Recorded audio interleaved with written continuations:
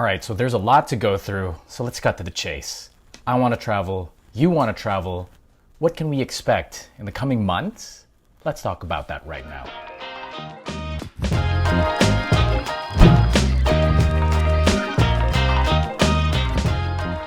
Travel and tourism worldwide has really been hit hard these past few months, causing a loss of 67 million international arrivals in the first quarter of 2020 alone. But there's already hope that the tourism industry can bounce back, especially with how its economic relevance is being felt more than ever. In fact, more than 10% of the global workforce is employed by the tourism sector alone.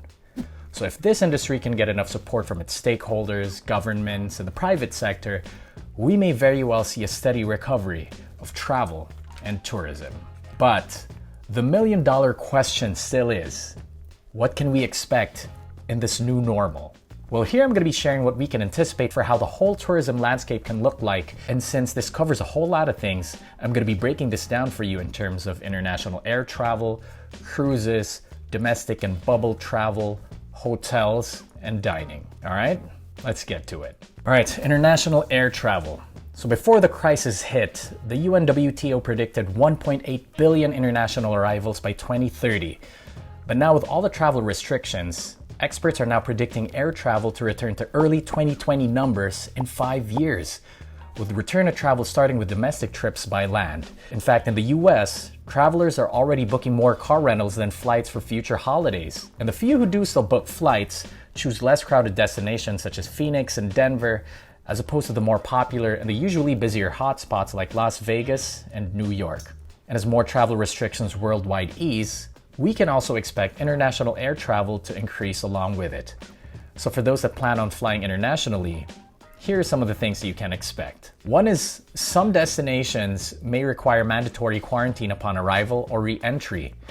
Now, I'm not sure if there's going to be a standard length to this, but this may vary depending on which country you're going to be flying into, or may even depend on where you're going to be flying from. Now, this is something important to anticipate, especially when planning out your itinerary. Second is that we can expect much stricter sanitation practices. Now, airlines have been coming up with improved sanitation standards to keep its customers safe at the airport, as well as on board their planes. Even airports such as the Hong Kong International Airport have been experimenting with technology like the use of disinfection pods and robot cleaners. And on our end, as travelers, we'd also have to do our part in wearing face masks at the airport as well as on the plane, along with regularly washing our hands, carrying hand sanitizers, and of course, to travel only when we're healthy. Now, we may also have to provide documents detailing our medical and travel history or certification showing that we're healthy and free from having the virus. Another thing we could be seeing is a new arrangement of seats inside the cabin. An airline design company recently put out a proposed layout where a row of 3 seats would have the middle seat face the opposite direction, with each seat separated by plastic dividers. Philippine Airlines also recently announced social distancing seats, where they're going to be offering some sections of the plane with rows that have empty seats in between its passengers. And lastly, and probably the worst of them all, is that we may have to bear with more expensive airfare.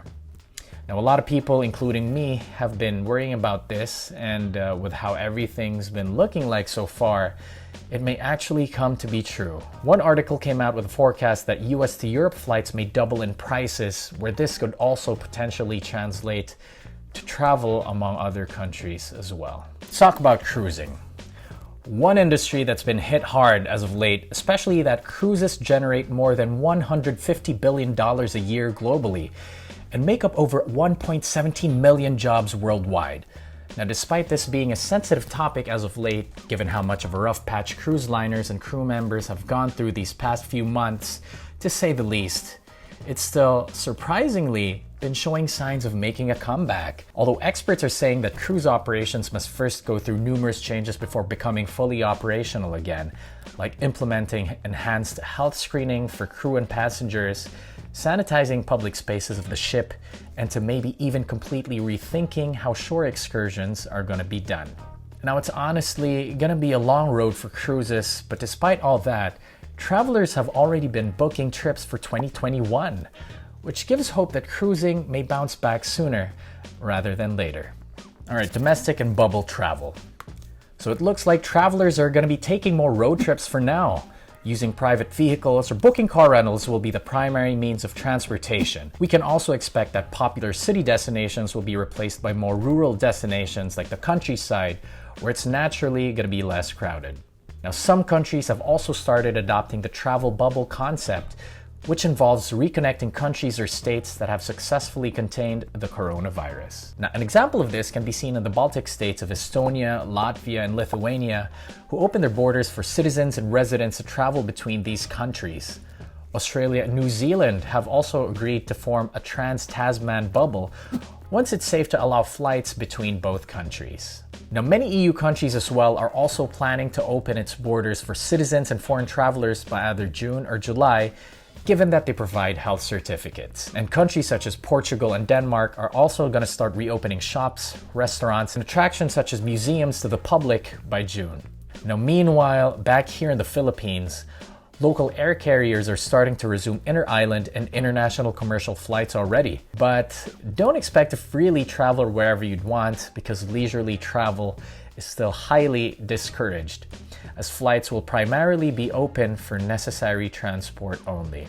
And especially now with this bouncing around between ECQ, GCQ, MGCQ, I think the best thing that we can do right now is just to wait for updates before we get to start traveling by land at the very least again.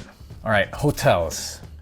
Naturally, hotels have taken a hard hit as well. In the US alone, hotels have lost more than $25 billion in room revenue, and 70% of hotel employees have been let go or furloughed.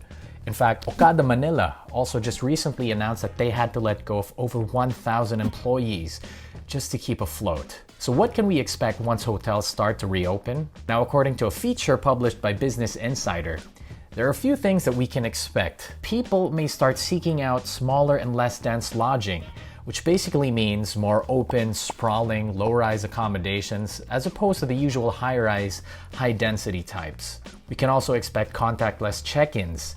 Now, this may come in the form of checking in online or via smartphone apps instead of doing it face-to-face at the hotel. At Hilton Hotels, they offer a feature where you can use your smartphone as a key card to access your room, elevators, fitness centers, and other parts of the hotel. We can also expect to see reduced occupancy. Once people start coming in again, some hotels are already planning to only take in 50% of their total capacity, or to only have every other room occupied, in a way to still observe social distancing while also limiting traffic within the property. Now, we can also expect no more daily housekeeping, which means instead of having to ask housekeeping to skip tidying your room, housekeeping will only do so upon your request, to limit interaction and to also leave thorough cleaning for only when after the guests leave. Now, we can also expect not to have a buffet anymore, but in its place would have a more grab-and-go type setup with pre-packaged food. Aside from all these, even alternate accommodation platforms such as Airbnb have started to implement heightened sanitation practices for both its hosts as well as for its guests. And finally, what could the whole dining experience look like for us? Experts are predicting big changes given how in the last few months alone, numerous restaurants have closed around the world. The new norm may include single-use menus, sealed silverware, e-receipts, and even signs that say which tables have been sanitized before and after people eat. Tables and seats may also be moved further apart from each other in accordance to social distancing. Now, curbside service and takeaway orders are still going to be a staple of the industry, and third-party delivery companies will have a stronger focus on a touchless customer service experience. All right, there you have it. Now, I know this may have been quite a lot to take in, but to wrap this whole thing up, we can be seeing a lot of destinations slowly open up in the coming months. But it's still uncertain as to what the whole landscape of the travel and tourism sector will look like for the remainder of the year. But if we can pick anything up from all this, it's that so many industries within travel and tourism are still on the way to a slow recovery. But one thing is for sure, even with all the changes the new normal demands of us, travel and all that comes with it will be back. Now, it may not necessarily be what we were once familiar with, but hopefully when it does come back, it does so in a shape that will be best and the safest for all of us. I hope this has been helpful to all of you who are just as anxious as I am to get back out into the world. And if there's anything you'd like to add or to clarify about anything that I just mentioned, please feel free to leave me a comment or to send me a message. Alright, so on that note, I hope you can show me some love and like and subscribe to my channel. Please follow me on my socials. And for anything more you'd like for me to talk about or to see me do in my future videos, please by all means do just let me know. Alright, so that is it for now. Thank you everybody. Once again, I've been Kevin Lapena, and as always, I will see you in the next video.